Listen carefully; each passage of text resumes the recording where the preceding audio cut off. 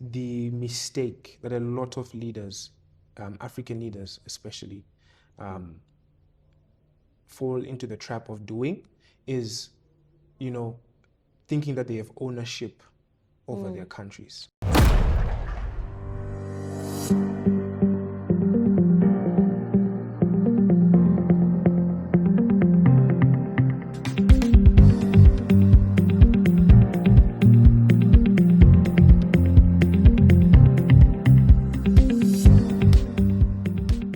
Welcome to episode 3 of She is Africa podcast.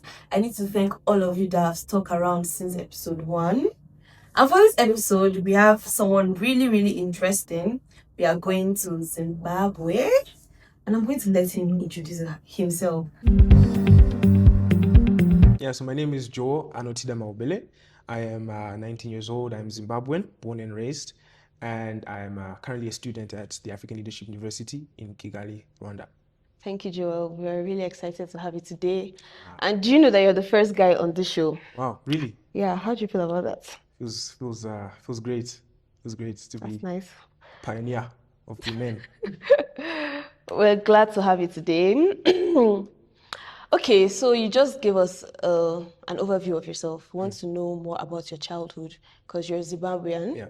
You grew up in, I hope I pronounced that right, Zimbabwean. Mm-hmm. Yeah. You grew up in Zimbabwe, Yeah. and you've been there for the past 19 years. So tell us about your childhood and what it's like growing up in Zimbabwe. Yeah, so, like you said, I'm Zimbabwean, and I grew up in the capital city of Zimbabwe called Harare. Okay. And my whole life, I grew up in a neighborhood that's called Westgate. Westgate. Yeah. So if there are any Zimbabweans watching, they'll know a lot about Westgate. And basically, my childhood was the typical sort of son of pastors kind of childhood. Oh, Yeah. So I can relate to that. yeah. So both my parents were pastors. Okay. My dad was lead elder / lead pastor of my childhood church called River of Life That's nice. in Westgate. And my mom is always a church leader alongside him. Okay. And because of that, I have very, very Christian parents, spiritually strong, especially my mom. She's a big prayer warrior. And she always used to teach me and my 2 younger brothers to be very strong in the word. So like definitely a lot. Like I think every Wednesday night we'd do Bible study. Wow. And she'd want us to memorize a verse or lead Bible study, family Bible study once every week. And yeah, that was the kind of mother I had. My father the same, but he was very busy with sort of leading stuff. So, he'd be very preparing sermons, doing all of that kind of thing. And, school-wise, I studied at a school called, my primary school was called Divaris Makaharis. Yeah, it's a bit of a... I won't try pronouncing that. Yeah, it's a bit of a mouthful. But yeah, I really enjoyed my time at Divaris. I was there for 7 years, 7 years of my primary school education, and I had a great time. And my high school is a bit different because I transferred twice. So my first high school for 1.5, 2 years was called Gateway High School. And then my second high school was called Irene Christian College. Irene? Irene, yeah, exactly. So the founder of the school named it after his mother, and her name is Irene. So he named the school Irene Christian College after. So that's where I was for my primary school education, my high school education. And my childhood overall was just typical. I have only brothers. I don't have sisters. So it was quite rowdy in the house. And I can imagine. Quite physical. We'd always make a mess, which my mother didn't like a lot. So that was kind of it, good relationship with my brothers and that kind of childhood, yeah. That's really nice. We actually have very similar childhood. My dad is going to enjoy watching this episode. The moment you said I grew up in a Christian household, my dad, I'm sure he's already smiling right now because very similar to what you said about your mom, you guys having Bible studies, learning Bible verses and all, like that's how we were brought up, right from childhood. I went to Christian boarding school for primary and secondary, so it's really nice relating with you. I think where we don't relate is the boarding school bit. Oh, okay, you went to this. I've actually never been to a boarding school my whole life. It was crazy. Yeah. I won't recommend it to anyone. Yeah. Okay, that's nice. So we have this question that I asked every single guest that comes here. And it's a tricky question, Mm-hmm. but I hope you'll be able to answer it in your own words. Mm-hmm. So what does being African mean to you personally? Wow. Wow, that's a great question. Yeah. Yeah. I think to me being African is being proud of your identity, being Okay. rooted in your culture and what makes you different. Because I think in the past, through past circumstances, I think a lot of African people have lost that identity of being African and understanding that they're African. And I think to me, it means rediscovering that identity and being proud of it and being proud that you're African. Because I think if we have more Africans in the world that are proud of that fact, then Africa will be represented much better globally and will be able to change bad perceptions of the continent. Follow-up question, right? How do you think Africans, especially African youths, can learn to be proud of being Africans? Because I feel like most people in our generation grow up not really wanting to identify with their African culture. Yeah. So how do you think we can learn to be proud of our roots? Yeah. Yeah. First things first, I don't think it's necessarily their fault that a lot of people have disengaged with their African identity. I think it has to do with things that are not necessarily our fault. Past circumstances that, for example, colonization maybe, and also people, emigrating to, Western countries and them sort of losing touch with that has probably been one of the major factors. But I think what they could do to sort of fall back in love with the African side is, relearning and re-engaging and reintegrating with the people in their family, for example, that may still be more rooted in the African culture than they are and the African traditions. I think learning from them is key. And also, I think in Africa in general, Africa in and of itself has to be proud that it is Africa in every sort of aspect, including the way we educate children from a very young age. I think, when in our curriculums, when we do, international curriculums like Cambridge, for example, we're learning European history, we're learning about things that make other countries great, and not learning about what makes our countries great. And I think that is another factor that has probably sort of changed the perception of the African identity. And I think relearning what makes us us and makes us unique and makes us beautiful is, I think, the critical step towards people, being proud of being African. Yeah. Thank you so much for that take. Okay, so now let's dive deeper into Zimbabwe as a country, right? For someone that's never visited Zimbabwe, paint a picture of what life in Zimbabwe looks like. Like, talk about the languages, the tribes, cities, just basically what it's like living in Zimbabwe. Yeah. So Zimbabwe is a very, very beautiful country, nature-wise. I think Zimbabwe has a lot of expansive land that has a lot of, different types of species of animals and different types of flora and fauna that make it quite unique. We've got a region in Zimbabwe called Vumba, which has a lot of mountains, very mountainous. Exactly, yeah. Okay. And it's so, like, the altitude is so high that it gets very foggy. So it's like you're almost in the clouds, Wow. and the weather in and of itself is Have you different been because to yeah, many times. Okay. It's really, really nice. But similar to Rwanda and Kigali, it's very mountainous and there's a lot of hills, meaning that cars tend to struggle to drive up hills and everything. And it's got in that region is where actually the tallest mountain in Zimbabwe is situated. It's called Mount Nyangani. So the region is also called Nyanga. So because of the mountain, it's called Mount Nyangani, and it's the tallest mountain in Zim. Okay. But in terms of Zimbabwean people, I think Zimbabwean people are very expressive. Okay. Zimbabwean people are proud to be Zimbabwean. That's what I like about Zimbabwean people. If you meet another Zimbabwean, you guys can get along. It's not hard to get along with another Zimbabwean as a Zimbabwean. And I think that's also something that is very prominent in the South, in the southern part of Africa. A lot of the culture definitely is people being able to interact with one another. You can meet a stranger and you guys can relate like you've known each other your entire lives. I don't think it's just the South, though. I think it's common in every region in Africa. Like Western Africans too, we relate better with ourselves, and also East and South. That's amazing. Yeah. So it's just Yeah, general. which is lovely. And in terms of cities and, you know, urban life, it is very it's very busy. In Harare, it's quite fast paced because a lot of things tend to go on. Traffic always tends to be an issue, especially during the school term when children are going to school. Traffic tends to be bad. But apart from that, you know, it's life, man. It's the fast-paced hustle and bustle of the city, as well as, you know, the nature side. You know, we've got a lot of wildlife. We've got the big five, all of the big five in Zimbabwe.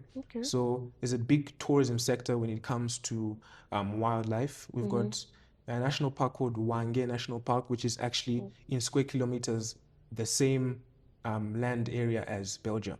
Wow. Yeah. So Okay. thanks to that, and you know, National Geographic has come many times to do documentaries there, and because of that, you know, our tourism when it comes to safaris and game drives and those kind of animals is quite big for the economy because of that.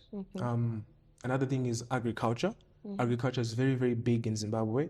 You know, there's a lot of things that agriculture drives in our economy. So it tends to be a lot of production of our own food, production of a lot of tobacco, production in Zimbabwe, a lot of maize. Maize is a very big thing. That's why our staple food is predominantly made through maize meal, because maize is really the staple crop of the country. So because of that, our staple food also comes from maize, and that is really Zimbabwe, yeah. That's nice. I don't think you spoke about the tribes. Tribes? Yeah. Zimbabwe has 16 different languages. 16. 16, but That's predominantly. like the fewest we've had so far. Yeah, 16. 16. Yeah, I think officially 16, but you can hear more than that as well. Different dialects. Yeah, exactly. Yeah, there are different dialects of Shona. Yeah, for sure. Like you can talk to someone who speaks Shona in Harare, and then you can go into another region of Zimbabwe, and they're speaking Shona, but you can't really understand what they're saying, which is They also which is speak really Shona interesting. in South Africa too, right? Yeah, they also have Shona speakers in South Africa. We really have two predominant languages though, which is Shona and Ndebele. Which one do you speak? I speak Shona. Shona. Yeah. Are you fluent in it? Yeah. Could you say something in Shona? Say something in Shona? Yeah. Okay. Is there anything particular you'd like me to say, or I don't know. I can say anything? Say I'm excited to be here. All right. In that camera. All right. Dinofara kwaijo kwapano. Thank you so much. Yeah. The South Africans and Zimbabweans, you guys should judge Shona. Judge it. So it's good. Yeah. Yeah. Yeah, so predominantly it's Shona and Ndebele. So we've got Harare is predominantly Shona. And if you go to Matebele land, which is the province which has predominantly Ndebele speakers, and the capital city is Ndebele or Ndebele. Ndebele. Ndebele speakers. Yeah. So Ndebele is very similar to Zulu, the South African language Zulu. Okay. So because of the sort of ancestry that in that relation, because there was a Ndebele king in the past called King Zilikazi, who moved from, and he was Zulu in South Africa. So he moved from South Africa to the north, which was Zimbabwe, and he actually moved away because he was fearful of King Shaka Zulu, and he wanted to move him and his people to somewhere else. And King Zilikazi then formed the Ndebele tribe, and the Ndebele tribe had another king called King Lobengula, and King Lobengula is very famous for giving up resources and minerals in Zimbabwe because of sugar. Yeah, so in colonial times, the British came and they wanted to ask for land to, you know, till for farming, and also minerals to take out and extract. And the way they sort of buttered up the king at that time was they gave him sugar to taste. He tasted it and he said, "Wow, this is amazing." And because of that, he eventually agreed to their terms. They eventually gave him even more stuff like gunboats and weaponry and all that kind of stuff, but that was the initial sort of thing that they used. Yeah, imagine. So you guys do not produce sugar in Zimbabwe? We do. But then you didn't. But then it wasn't, it wasn't similar to how it was in the Western countries. Yes, I So see what you're then it saying. was like, the sugar we know now is what they probably came to him with. Mm-hmm. But, we probably had the raw thing, which was like sugar cane, exactly, which was what they knew. But when they were, he was brought that small thing and tasted it, and he was like, wow, that's cool. Well, that's nice. Yeah. Oh, okay. So the first thing I ever knew about Zimbabwe was the whole time that I know you guys had like an economic crisis where your currency really crashed. I remember my friends and I used to joke in primary school that like whenever we're broke, we'll be like, oh, we're going to go school in Zimbabwe. Because we felt like, I mean, you knew your currency wasn't so good. So like if you go to Zimbabwe, it's Nigerian naira, it will be a lot of money equivalent to your currency. So what exactly happened then? Like what led to that economic crisis and how was the country able to start up from that? Yeah. So there was a major economic crisis in 2008 in Zimbabwe, which really affected the economy. The economy had its largest sort of inflation that it's ever had in its entire history, and it was breaking all the wrong records in the world when it came to economic statistics. And the currency became so inflated that even buying bread, you needed sort of millions, billions, even sometimes trillions of the local currency to What was the buy local bread. currency called then? I think it was literally called Zimbabwean dollar at the time, yeah. And the Zimbabwean dollar really, really, really inflated. It really inflated. It was really bad, and because of that, we were really in a poor economic state.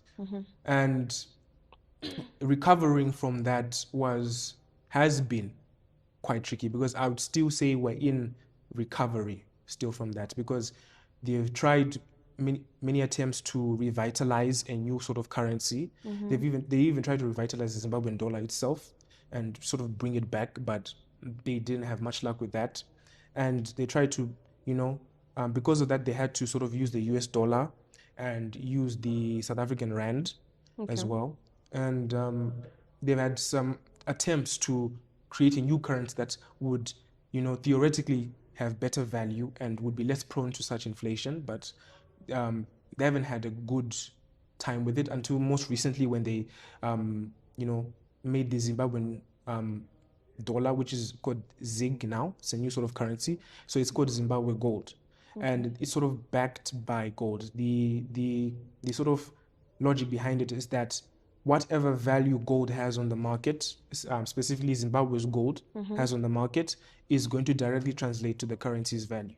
So if it's backed by gold, they would say theoretically that our currency is less prone to inflation, because gold is one of those things that is less prone to inflation in general. So by backing the currency with gold, they theoretically would, solve more economic issues the country is having. But still, currently today, the economy is very much predominantly still circulating in US dollars. So US dollars is still very much in circulation, but the plan is that gradually they're going to eventually phase out the US dollar and, bring in the Zimbabwe gold as the official currency of the country.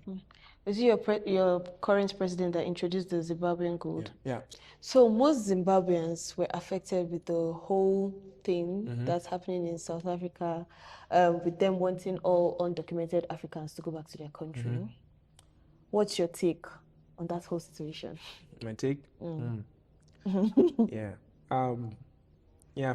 First of all, of course, I do feel for the multiple Zimbabweans that have been affected and were affected. I do feel for their livelihoods, and if there was anything they were building in South Africa, I do feel for that, and I sincerely hope that they recover from it. I sincerely hope that they have some stability that they're able to provide for their families, because most of the time it's to get a better life, to get a better livelihood, because maybe they've been affected by poor economic conditions wherever they're coming from, and that for me personally is, where I feel the most for people who've been affected. Also, not to discredit the grievances that South African people have faced in their communities, because undocumented immigrants is an issue in South Africa. It is, and I think it is acknowledged as an issue. And I think that as long as it's not handled violently, and as long as the government itself has accountability, as long as people take accountability on the government and they look at the government towards solving those issues instead of, taking it into their own hands. True. Even though the issue is very real and the grievances are very real, but I do hope that people are actually pointing the finger at the government, and the government needs to take accountability for those kind of situations, and they're the ones who need to work proactively towards solving those issues. To be fair, I feel like there are undocumented Africans all around Africa. Personally, if you'd ask me, I feel like as a continent, we shouldn't have like restrictions going to other countries. Like, I feel like all African countries should be visa-free for every African country. But that's just my take. I'm not really into the politics thing, so It's all right. I might be wrong. And I know you are into politics. You like politics, sort of, right? Sort of. And looking at Africa today, one thing most African countries have in common is corrupt governance. Most of our leaders are very corrupt, right? So what do you think many of our leaders are doing wrong or have done wrong? Yeah, it's a great question. I think the mistake that a lot of leaders, African leaders especially, fall into the trap of doing is, thinking that they have ownership over their countries. True. So what that means is, in a lot of African countries, after liberation, after independence, the regime that sort of takes over after that assumes and thinks that because they've won the country back, it means that it is their country to run. And it means that if they lose that power, it's sort of, it dissatisfies all the effort that they put into liberating the country. Of course, as Africans, we appreciate and acknowledge and honor their efforts that took us out of those times. But I think with progression and how countries should be moving forward, I think new and fresh leadership is definitely required. And leadership that takes accountability, and leaders that understand that leadership is not a way to make yourself wealthy. Leadership is not a way to have authority over other people. It's not dictatorship. Exactly. It's not a way to have power or a way to create a dynasty or be successful. I think many people have assumed that being a leader or being in a leadership position is a position that instantly puts you above other people. But I think a leader is actually the lowest position of other people. I think a leader should be a servant, and a leader should think about other people before they think about themselves. True. So that idea of servant leadership and being an empathetical leader who understands that when you build I'm going to use an analogy, when you build or lay up a ladder, for example, right? And a bad leader would put that ladder up, climb to the top, pull that ladder up, so no one else can climb it. But a good leader would put the ladder up. Instead of climbing it, they will hold the ladder steady so that other people can climb it and get to the top. I think real leadership is doing something or planting a tree that you will never see the fruits of. Planting something that you'll never see fully grown. That's what I think leaders should understand, that if you are leading a country, you're impacting millions of people, millions of lives. And in order to be able to carry that burden of the weight of someone else's life being on your hands and being on every decision you make, if you don't acknowledge that burden and take it as I'm above these people, it means that you're not going to serve those people and their needs. In order to serve their needs, you need to go put yourself below them. You need to put everything you want aside and go to them, understand them, see what their pains are and how you can help them live better lives. That's what a leader is. So leadership is not I would say leadership is not a desirable position to be in. I think people think leadership is this virtuous thing. It's a desirable. Everyone wants to be a leader. I mean, it's because of the benefits they get, especially for African leaders. I think leadership, because of, like you said, African leaders, misconstruing what leadership is and instead gaining from leadership, instead of others gaining from it. True. It means that people now have a false perception of leadership. Now everyone wants to be a leader because leadership now gives them status and it gives them wealth. But it's not supposed to be that. A leader is supposed to be someone who's below everyone else and someone who everyone else trusts enough to help everyone else. So when a leader is forcefully in power and forcefully acts on their power and their influence. Forcefully staying in power too. Exactly. When they do that, it's no longer leadership. It's just a way of them exerting themselves over other people and trying and being selfish. True. Yeah. Do you think that the next generation of African leaders will, do better? And if you believe so, what approaches do you think that we can take to not repeat the same mistakes that our past leaders? Yeah, I think there's a lot of hope for the next generation of African leaders. I think in environments where leaders are being raised with the values that leaders should have, then I think there's a lot of hope for the next generation of African leaders. I think there definitely has to be an intervention in spaces and places where bad leadership is rampant and bad leadership has become normal. You see, there are a lot of African countries where bad leadership has become normal, such that they can't even tell that it's bad leadership. They can't even tell that this person in power is corrupt, this person in power doesn't care about us. It's become so bad that people have gotten so used to it. When they've gotten so used to bad leadership, it means that they can't understand that this leadership is bad. Meaning that the next generation of leaders coming from those places will just do what they've seen. They'll just do what they've been taught and continue to do the same exact things. And I think there needs to be more exposing of bad leadership and teaching people that no, this is bad. Right. This person is bad. And I think if that happens, then I think Africa can truly develop. We can have leaders who truly understand what leadership is. I'm not saying that it's impossible for bad leaders to come. Bad leadership occurs everywhere. Even in the most developed countries, there are bad leaders. So bad leadership is something that can occur.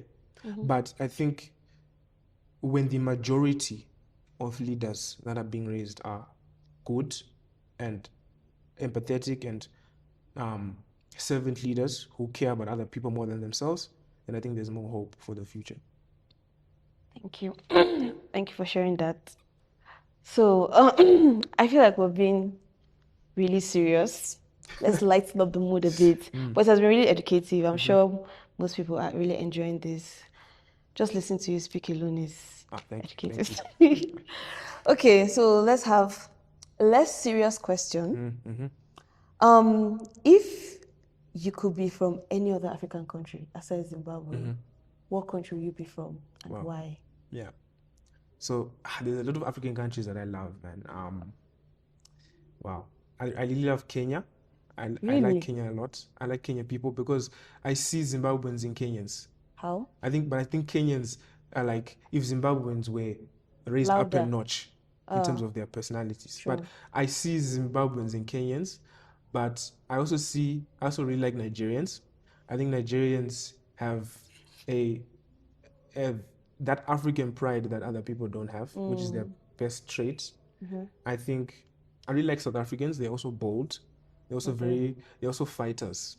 Whenever, something is going wrong in their communities, they will fight hard for each other. But if there's one country that I really, really would love being from if I was not Zimbabwean, it's probably Lesotho. I know you didn't expect that, but I didn't expect it at all. Lesotho is a really small country. Yeah, Lesotho is literally surrounded by South Africa. And Lesotho is really small, but I love Lesotho because I have family in Lesotho. So makes sense. my cousins, aunts and uncles in Lesotho, and I've been there many times, and I've really loved the culture of people in Lesotho. They are very kind, polite. They're the nicest people you really ever meet, you know. They will welcome you with open arms. And they really welcome people from other regions, other places. They will welcome you, and it's not hard to get along with people from the country. And because I have family members there, because I've been there quite a lot, it's sort of cemented my love for the place and the people. That's nice. Yeah. Lesotho. Maybe I should plan visiting Lesotho. I should. It's I want to visit a lot of really cool. African countries. It's actually got in the winter. Their winters are very, very cold. Yeah, I heard that it snows there. Yeah, it snows. Ooh. They have a ski resort in Lesotho. Yeah, that's how much it snows. Should definitely visit Lesotho. So you've been in Rwanda since January. Yeah. Right. And coming from Zimbabwe, I don't know if you've gone to any other country aside Rwanda. I have. Okay, you've been to Lesotho. You said you've been to Lesotho. Aside Lesotho. I've been to South Africa. Lesotho. Now Rwanda. So this is your first time leaving Southern Africa. Yeah. Okay. So coming to Rwanda as a Zimbabwean, what were major differences you noticed here in Rwanda? Yeah. So the major differences, I would say immediately, what struck out to me was the food. I think the food. Everybody says that. Yeah. The food is a bit of it's an adjustment. It is. To put it in lighter words, I think it's an adjustment, and it takes a bit of time to get used to it. It's different. Definitely, food is less seasoned and spiced here. Bland. It's less spiced and seasoned, and it's hard to sort of.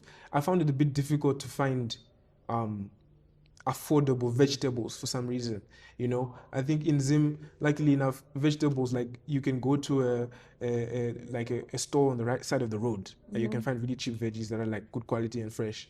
But here, they're really expensive. They're expensive. And they have a lot of farms, so I don't know why their vegetables are expensive. Yeah, I think they're more expensive. Meat is more expensive. That's the difference. The difference. Also, the people are quite different. People here are more laid back, more down to earth. They're nice people.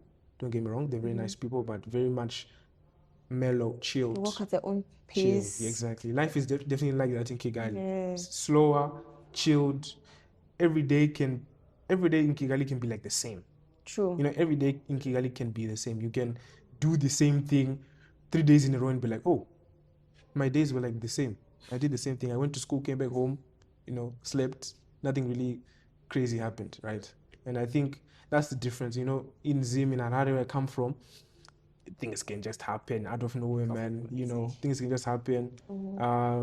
People can, be out in the streets one day, the next day, there's another rally, the next day, traffic is really bad, that is blocking so many roads. It can be that sort of spontaneous thing. And I think that spontaneity is less present here, for sure. Aside the whole economy issue, right? What's one major misconception you think people have about Zimbabwe? Stereotype that you would like to correct? Yeah. I think a major misconception people have about Zimbabwe is that there's this sort of perception that everyone in Zimbabwe is struggling. That Zimbabwe is a sort of downtrodden country that is suffering and really, really still in economic turmoil. And I think that is a major misconception because I think there's Zimbabwean people all over the world, all over Africa, and in Zimbabwe in and of itself that show you that Zimbabwe is really great. And I think Zimbabwe's education system is one of the best in Africa because our literacy rate is really, really high. If you go to Zimbabwe, you meet really, really intelligent people. Zimbabweans are really, really smart. They are very good speakers. Zimbabweans are great at expressing, and also Zimbabweans are very resilient. Any problems that may come. I think that's also an African thing. Africans are very resilient, and I see that everywhere in Africa that I've been, also in Zimbabwe people are resilient. If they're in seasons of down seasons, maybe financially, some families, people can really hustle their way back to, stability. I see a lot of Zimbabweans do that every day. Zimbabweans work hard. It's definitely a hard-working culture. Zimbabweans, you're not told to complain. You're told to put your head down and work. And Zimbabweans are very much hard-working people. If something is going against them, if they need to achieve something, they will work hard for it. And they'll get there by, working really hard. So I think the misconception is definitely Zimbabwe in and of itself, its image, and also Zimbabwean people.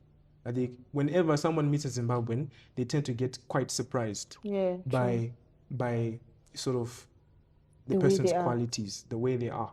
And I think more and more people will begin to realize that. I have a lot of friends in the UK, for example, around the world, in America, in Australia. They tell you that whenever someone meets a Zimbabwean, they're shocked that they're Zimbabwean. They're shocked that this person comes from Zimbabwe, because everyone knows Zimbabwe as a name for all the wrong reasons. Poverty. Exactly. And I think that will help to, and I hope platforms like this as well will help to show more and more people that it's a misconception, and that if you meet more Zimbabweans, if you talk to a Zimbabwean, you'll find out that there's so much more to us. Yeah. Funny how most of the traits you just spoke about, like, I literally see them in you. And then I also have another Zimbabwean. She's sort of like my boss, and like, she's the most resilient person I know, like a go-getter. And you're also a go-getter. Like, you do not settle for the barest minimum. You always want more, more, more. Thank you. That's one trait I've noticed in the few Zimbabweans I know. It's really admirable. I think something. Okay. So yeah, behind us we have your flag. Yes. And I would like you to explain. Your flag is really colorful. There's a lot going on, honestly. Yeah. So could you explain your flag to us? Explain each of the definitely. colors and what they mean, and Yeah, definitely. So our flag, like you said, is very colorful, but also every color is there for a reason. It's a way of expressing our history and what makes us special. So on the flag, as you can see, the green here signifies vegetation. It signifies the natural life that is abundant in the country. This signifies minerals, gold. So they chose the color of gold, and it signifies minerals. The red signifies the blood that was shed during the struggle for independence, and sort of honoring that blood that was shed and putting it on the flag to honor everyone who gave up their life, gave everything for the Zimbabwe that we see today. And then the black represent the majority people, so black people. So it's there to represent black people. The white is there to represent peace. So after independence, they wanted to also display that we're going into a period of peace. And the bird here is our national sort of emblem, crest, and it's a African fish eagle. But in Shona, or in my language, we'd call it Ungwe. Ungwe, yeah. This is my first time hearing of the African fish eagle. It's an African fish eagle, and it's the national bird. You see it on the flag a lot. You see it on a lot of stuff, and you see it on sculptures. So you see in some houses, in the airport, in some government buildings, you see this bird a lot. And some places it's very big. Some places just make it small. And people actually put them as ornaments in their house. But yeah, that's the flag. What does the bird symbolize? Symbolize sort of the traits of the African fish eagle itself, and also because it's very abundant in the country. So it's also, you can see it on large water bodies. Especially we've got a large water body called the Kariba Dam. It's very big. I think one of the largest in the world, if not the largest man-made dam in the world, or man-made lake. But this is a sort of a natural animal that you can see a lot in Zimbabwe, in those regions with big water bodies, and it's majestic, big. The way, if you watch it, the way it even sort of hunts and catches fish is like interesting. So like it will hover for a long time, and then the way it glides down is so fast, so quick. It's very precise, and it's strong, resilient, and I think those are the type of values that they want to show and represent. That's nice. Yeah. I need to go and research more on the African fish eagle. It's a nice bird. Yeah. Okay, so the last time we had someone from Zimbabwe, right? Yeah. Sorry, from Zambia. Yeah. We spoke about the Victoria Falls because there's a bit of debate on where it's actually located. Yeah, always. Whether it's Zimbabwe or Zambia. Yeah. So, as a Zimbabwean, where do you think the Victoria Falls is located? Zimbabwe. Zimbabwe. Just Zimbabwe. Just Zimbabwe. Yeah.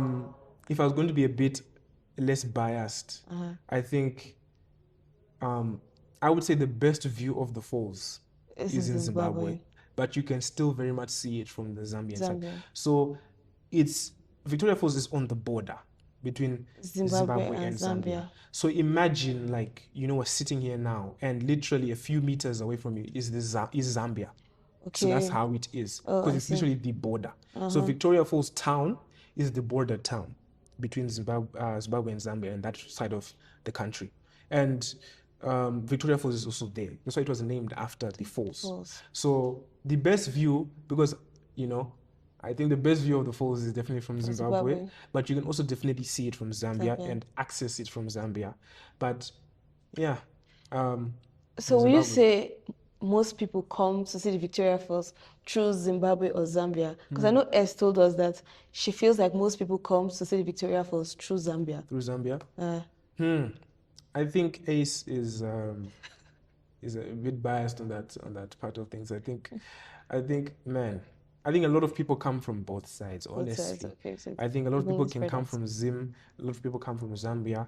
It really depends on the person and the people. Okay. And whether they were visiting Zambia, whether they felt that they would rather want to see it from the Zambian side. It's sort of a preference, Also, sometimes when they're taking the helicopter ride that goes above the falls, you take it from the Zambian side, because that's where the helicopter is best place to take off from and see the falls. Okay. But also there's a little pool on the edge of the falls called the Devil's Pool. Okay. And people, it's like the edge of the falls. So it's like you're literally, you're sitting here and the falls is like right there. And you're on the edge of the falls. So, a lot of people tend to go there, risk takers. Safe. I don't know, man. It's like some white people stuff, I'm not gonna lie. It's like a white person activity. But it's very, very cool if you're the type of person that wants to see that. But the helicopter ride is very nice. It's very, very nice because the falls is huge and the water is very big and it splashes. Like if you're from the Zimbabwean side, there's a part where you're viewing the falls. It looks like it's raining. Okay. Because that's how big the falls is. So literally the splashing of the water comes like rain, and it feels like it's raining. Oh. Like it's really green because of that, and all the plants there are always wet, moist, and the rocks there are always, moist. It's like it's raining because you're walking there, you feel like the water coming onto your face and your body, which is really cool. Some people wear raincoats when they go there. But yeah, I would recommend.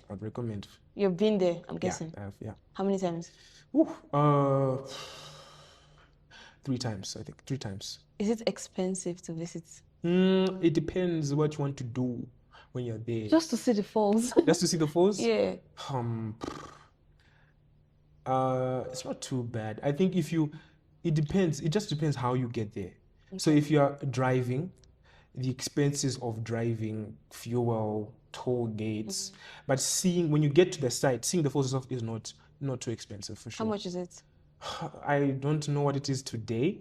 I don't really remember what it was last time, but I think $10, $15 to see it. I think for kids it's way cheaper. 15, that's USD. For adults, 10, yeah, something like that. Well, that's quite reasonable. Yeah, it's not bad. I think tourism in Zimbabwe to see natural things and natural wonders in Zim is not expensive. It's only expensive based on what you want to experience. So the quality of your experience. So if you want extra stuff like the helicopter ride or seeing the Devil's Pool or bungee jumping, that kind of thing is obviously going to be expensive. Sure. But in terms of even when you do safari drives, game drives in Zim, it's not really expensive to see the sights and the wonders. Thank you for telling us more about the Victoria Falls. Yeah. It's on my bucket list. I definitely have to visit there. Should. Before I'm done with college. Mm-hmm. Okay, so as we wrap up, right? Mm-hmm. What's one message you would like to leave for young Africans listening to you today? Oof. Wow. One message. Okay. One message I would have for young Africans is do not forget who you are. Do not forget what got you to where you are today. Don't forget what was sacrificed for you to be in the position that you're in today. And also, spread your influence around the world and in your spaces, being proud of who you are, being proud of the African that you are, and tell your story, share the African story, represent yourself well, like what Grace is doing with this podcast. Represent Africa well, represent yourself well, and you will fly, man. I think there's the world is craving for more Africanness, you see. True. Like you can even look at the success of movies like Black Panther, for example. Yeah. Even though we can't say Black Panther was 100% of a representation of Africa, African. but it was a representation of Africa nonetheless. And people, you see how well it was received around the world. So there's a craving for, authentic Africanness. Even if you look at Actual Speed when he came earlier in January, his presentation of Africa was profound to a lot of people because they had never seen the real Africa the way it was. African people, the way they interact with people, they never really saw it for what it was. So I think be proud of that, be proud of who you are, and man, just go get it, bro. Be African and, fight for your dreams because anything is possible. Yeah. Thank you, Joel. It's been really nice having you here. Thank you so much. I'm sure you have educated all our audience out there. They have learned I hope so. a thing or two, not just about Zimbabwe, but also about being resilient as a person. Definitely. So for anyone that would like to follow your work or to just get to know you better, where could they find you? Yeah, sure. Yeah, if you want to get to know me better, you can find me on YouTube, you can find me on LinkedIn, you can find me on Instagram, TikTok, Joel Mahobele, my name, basically. All my platforms, Joel Mahobele. Yeah, that's basically me. That's basically where you can find me if you're more interested in my story and interested in what I do. Definitely more will come your way in terms of my work. Working on a lot of things in the moment that I hope will make a good impact. And yeah, make sure to watch out for that. Right. Thank you so much, Joel. Thank you for coming once again. Thank you. And thank you all for watching or listening to this podcast today. Hope to see you on the next one. And if you haven't done it yet, please do not forget to like, to subscribe, to share, all the good stuff. Thank you all and see you. Bye. You.